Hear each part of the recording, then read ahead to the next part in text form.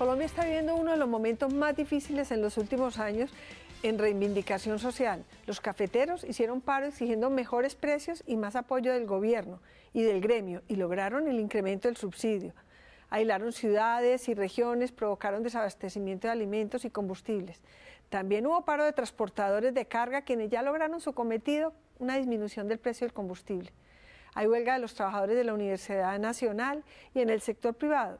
Están haciendo huelga en el Cerrejón y en Salucop. Pero más allá de las peticiones de los manifestantes, hay quienes creen que detrás de este estallido social hay otros intereses.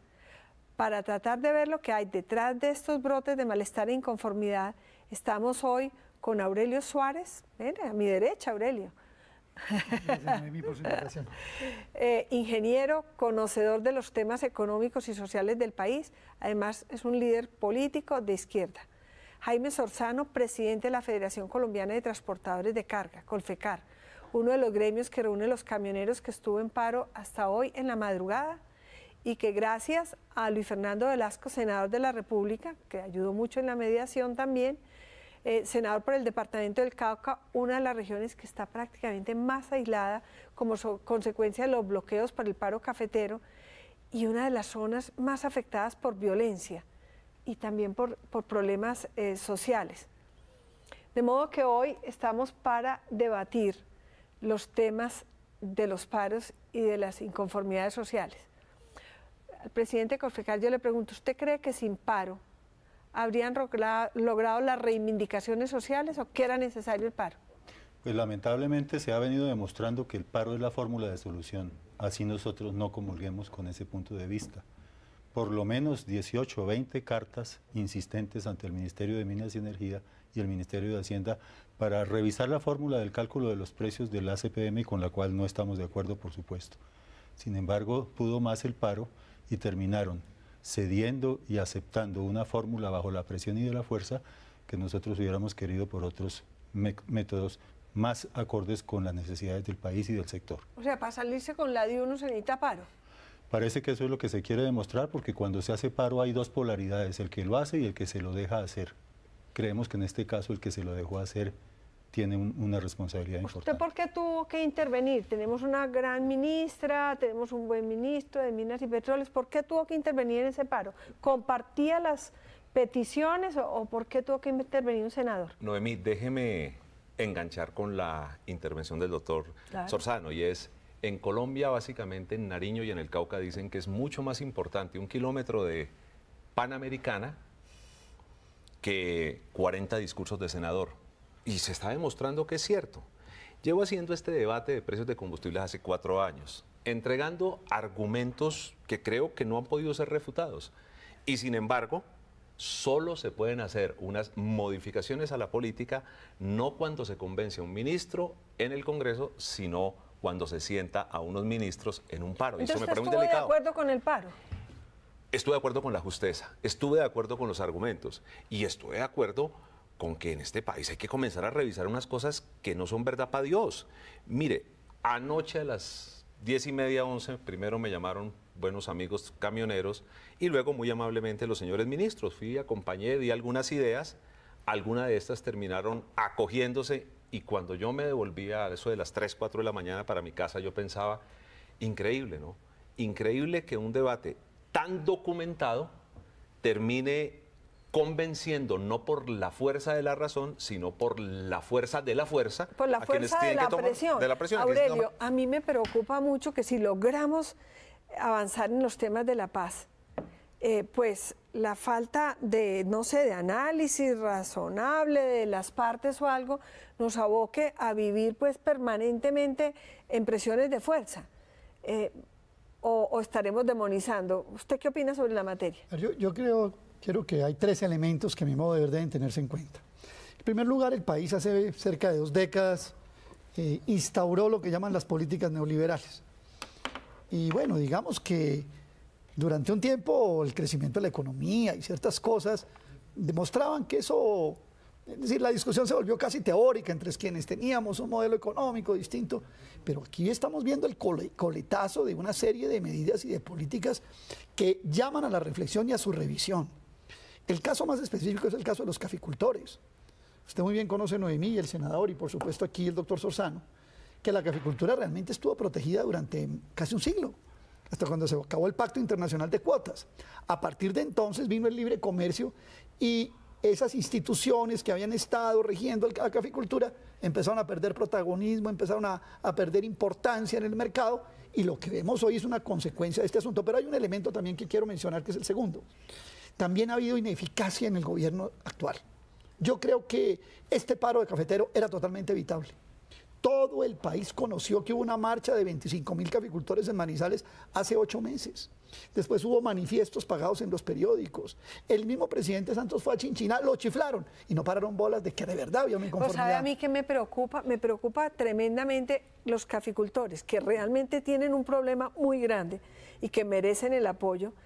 Consiguieron el apoyo con paros, pero el tema de fondo del café y de la productividad, de la competitividad, no se va a mejorar, porque es que tenemos un gremio absolutamente politizado, burocratizado, por decirlo poco, lo que cuesta. Es decir, es que hay que revisar totalmente los temas de fondo. Hay una crisis institucional en el café, sin lugar a dudas. Y la federación. Sí, pues por eso hablo de este tipo de instituciones. Porque hay muchos que no están en la federación. Pero también quiero referirme un poco a este punto, Noemí, que digamos es común a los temas que estamos tratando, y es el valor de la protesta. La protesta es un derecho constitucional.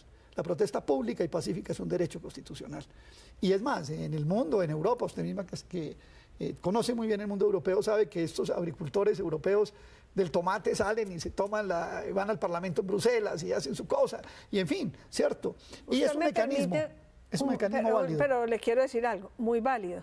Pero hay que ver el empobrecimiento que está Europa también por el exceso de subsidios, porque los paros además le cuestan a un país. ¿Cuánto le vale un paro a un país? O sea, si volvemos al mecanismo de diálogo, los paros, pues la demostración de Europa, que es cierto que hay muchos paros, pues no es lo ideal ni para los trabajadores, ni para el Estado. Aurelio, y perdón, compartiendo tu criterio, yo creo que es hora de ver la otra cara, la gente afectada por el paro. Mira, Aurelio, el jueves, en horas de la tarde, estaba sentado yo con el director del Hospital San José de Popayán, a punto de tomar una decisión de sacar 50 pacientes de la unidad de cuidados intensivos porque no tenían oxígeno. Estaba a punto de acabarse. ¿Usted no se imagina el drama de esa gente? Un paciente de cuidados intensivos sin oxígeno no dura 6 minutos vivo. Luis Fernando, sin infraestructura y sin carreteras y las pocas que tenemos, no, es que eso también es gravísimo. Pero hay una cosa que es esta. Nosotros estamos en un Estado social de derecho. Yo soy ingeniero, usted es abogado, eso sabe más que yo. Es político, y parte del Estado social de derecho tiene que ver, Vicente, con un Estado dialogante. Es que mire, yo insisto en Sí, una claro, cosa. ha faltado eso. Tenemos que un ministro del diálogo social y le estallaron 4 paros y él hacía 2 meses había dicho que no tenía nada que hacer. ¿Ustedes se acuerdan de eso? Claro, pero posiblemente el ministro de Hacienda le había dicho no hay recursos. Porque les quiero preguntar una cosa. Obviamente que frente al análisis y el diálogo tiene que haber soluciones. Y el tema, por ejemplo, de los cafeteros, que lo conozco yo bien a fondo, y usted me dirá ahora de los transportadores, doctor Sorzano, pero sí necesitaba más apoyo. Pero ¿tendrá el Estado colombiano, cada vez que haya fuerzas de presión, presupuesto suficiente para ceder? Porque frente a eso, es decir, no estamos entrando de pronto en la construcción de un estado de bienestar, que nadie está sumando lo que nos va valiendo, todo lo que se va concediendo todos los días, y que el día de mañana las conquistas sociales se tengan que sacrificar, ahí sí como en Europa, que están haciendo los recortes más dolorosos en lo social, en las jubilaciones, en los salarios, en todo, porque hubo gobernantes irresponsables que no hicieron cuentas y se dieron frente a la presión. Contésteme ustedes sobre esto. Doctor, ¿usted qué opina? Indudablemente que lo que pasa es que en Colombia utilizamos y aplicamos los recursos para apagar los incendios, pero no para evitarlos. Entonces terminamos en ese llanito en que todo tiene que ser a última hora, saltando matones, y definitivamente eso no es lo que le requiere el país. El transporte atraviesa por una crisis fundamental. No tenemos carreteras, que es el local de trabajo del transportador. No tenemos cultura logística en este país porque cada elemento de la cadena va por su lado. Entonces, ¿qué hacemos? Los transportadores, ¿qué es lo único a lo que podemos apelar? A un diálogo razonado, permanente, disciplinado, pero definitivamente aquí pueden más estas coyunturas, y la única mesa en que se sienta de vez en cuando es cuando termina un paro camionero. ¿Y usted está contentísimo por el acuerdo que se logró? Pues yo estoy contento por una cosa, porque se logró rebajar el precio del combustible. Estoy descontento por la forma como se logró. Definitivamente no estoy de acuerdo con eso. Y la ministra de Transporte, que viene haciéndolo bien, que es una persona proactiva, que trata de entender los problemas del sector, tenía una serie de reuniones con nosotros, las cuales fueron coartadas por la intervención del ministro de Minas con la decisión del sábado de subir el precio del galón de ACPM. Ahí se acabó todo. Entonces empezaron los escenarios del paro, ya en la mesa no participamos todos los integrantes de la cadena, sino los que están parando de tal manera que... Le hago una pregunta, ¿con el precio como quedó, sí somos competitivos? No, no, tampoco, entonces ¿para qué sirve? Rotundamente no. Yo le quiero decir una cosa, en los Estados Unidos de América, que es la referencia que tenemos nosotros, porque es un país que no se caracteriza por tener subsidios menos al combustible. El combustible diésel vale 1.400 pesos menos que acá. En este momento está a $3,99 el galón, que quiere decir 7.118 pesos, y aquí con la rebaja de ayer estamos en 8.343. ¿Por qué es tan caro el combustible acá? A mí, porque en Colombia producimos un galón de gasolina en menos de 1.800 pesos, y por una decisión del Chiqui Valenzuela en el gobierno del presidente Pastrana, que en ese entonces se podía entender, porque faltaba petróleo, se está pagando a las petroleras y Ecopetrol petróleo colombiano a precio de petróleo importado. Y eso es una vagabundería. No internacional, sino importado. De importado. Mire, nosotros tenemos que pagarle a quien saque petróleo colombiano, nosotros mismos tenemos que pagarle a quien saque petróleo colombiano como si nos lo estuviera trayendo de la costa del Golfo de Estados Unidos. Entonces, primero se defiende un negocio fabuloso que están haciendo las petroleras, qué rico, ¿no?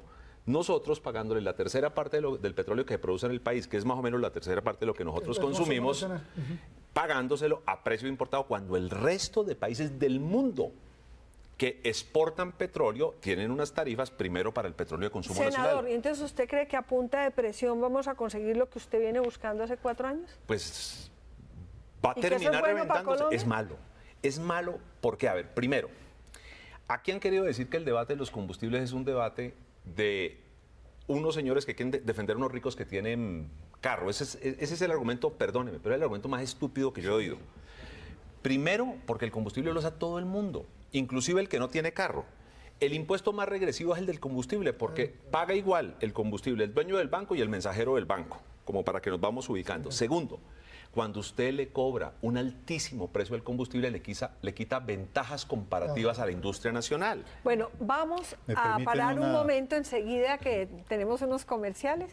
Vamos a continuar con este debate, que es muy preocupante que todos nos tengamos que ir al paro. Eso sí, de verdad, yo creo que perderíamos todos si ese fuera el método.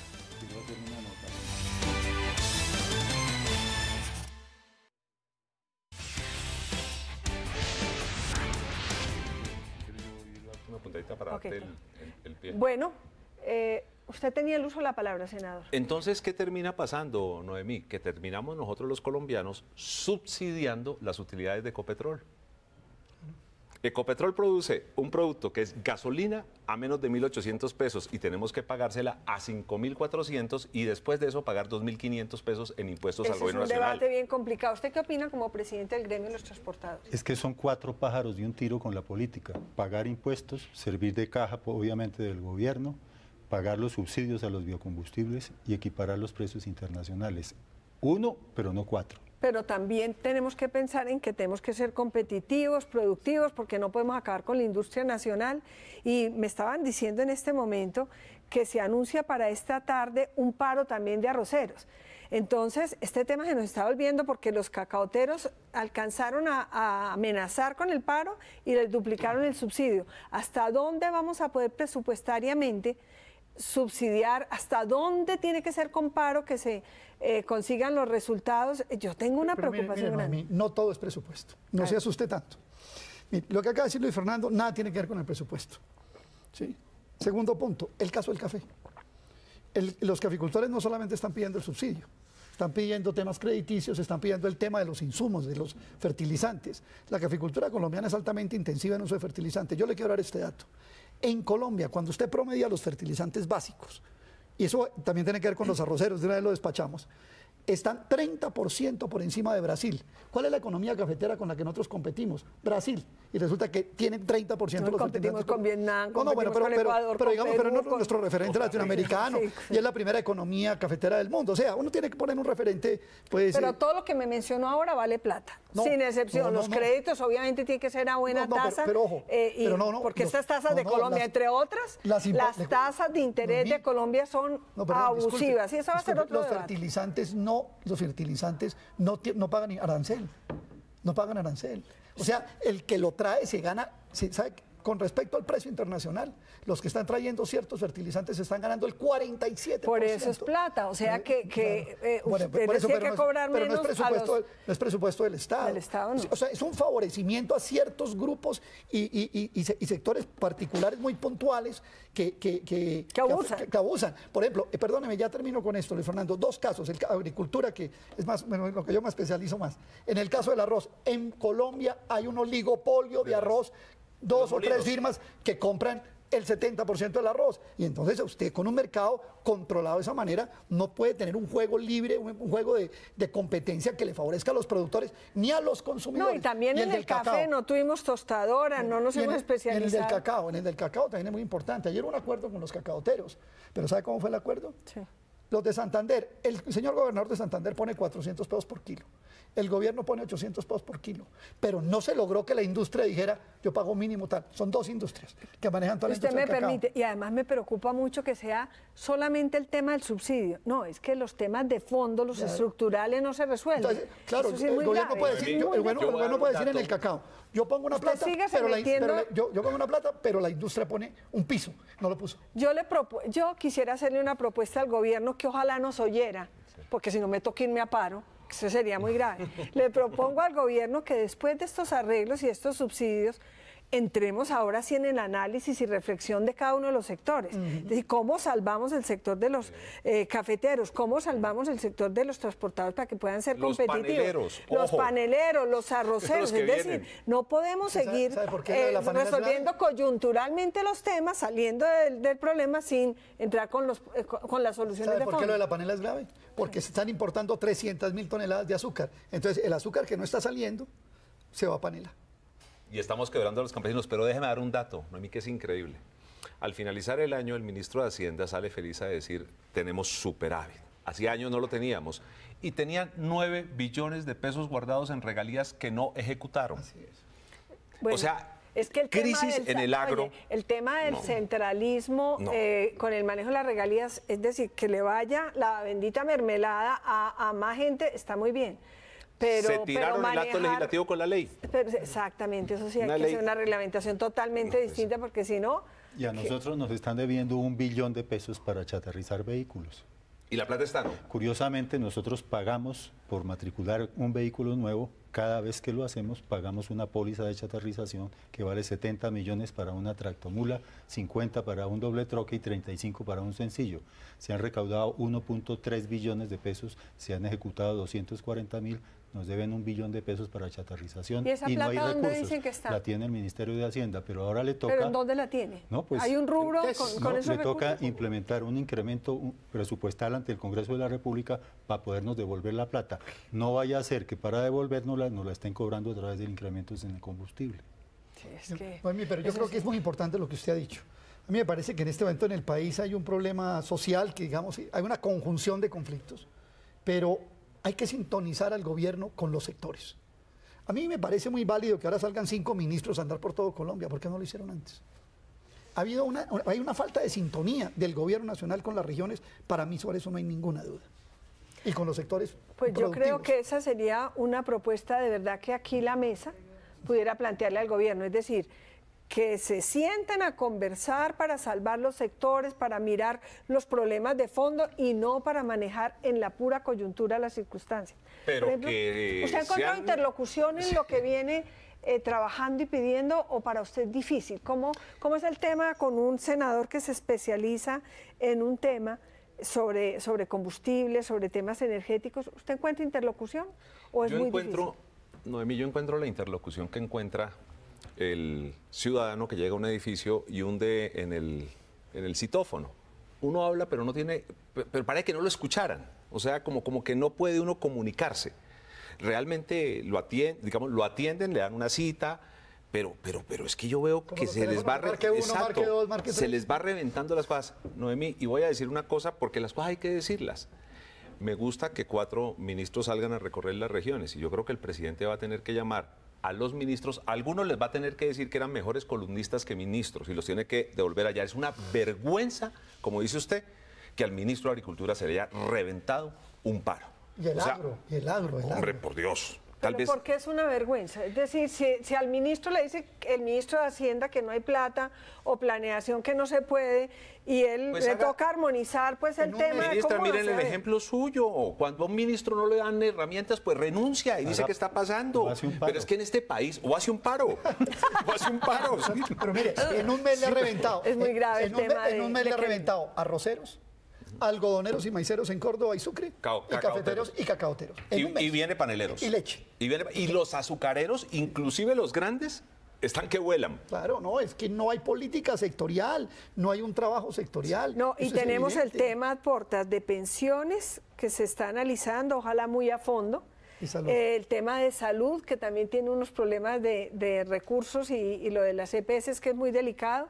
Y la ministra de Educación, que viene haciendo un trabajo de concertación con los estudiantes y con todo el sector, que ojalá pues desemboque en una buena reforma. Están en Congreso de FECODE hoy, ¿no? Están en Congreso de FECODE y no me extraña que le aprueben un paro a la ministra.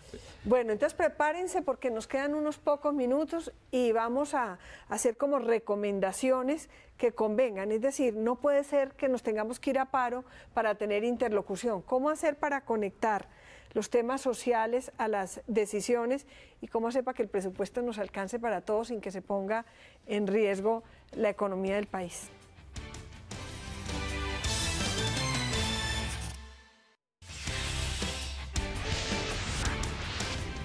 Mientras estábamos en pausa, mis compañeros de mesa, algunos, me decían que el gobierno era demasiado cachaco, que no conocía de matas y de temas de afuera de Bogotá, que había que rodar con algunas cabezas. Hablábamos incluso del ministro de Agricultura, que yo les confieso que es que le ha tocado semejante piano sobre las espaldas.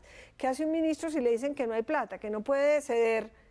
Pues no se le puede echar del todo la culpa al ministro, ¿o qué? No, un ministro que le dicen que para su sector no hay plata, pues dice, señores, pues me voy, porque entre otras cosas, Juan Camilo escribe muy bien y da muy buenas conferencias. Él puede ayudarle al país escribiendo y dando conferencias, porque no le ayudó haciendo sentir su sector y defendiendo su sector. Mire, le voy a contar una anécdota chiquitica para que entiendan qué está pasando.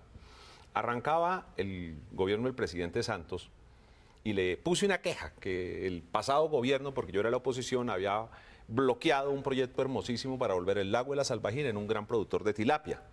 Cogió el helicóptero, fuimos a ver el lago, lo vimos y volvió y se comprometió públicamente a que un proyecto que no vale 3.000 millones de pesos se iba a hacer.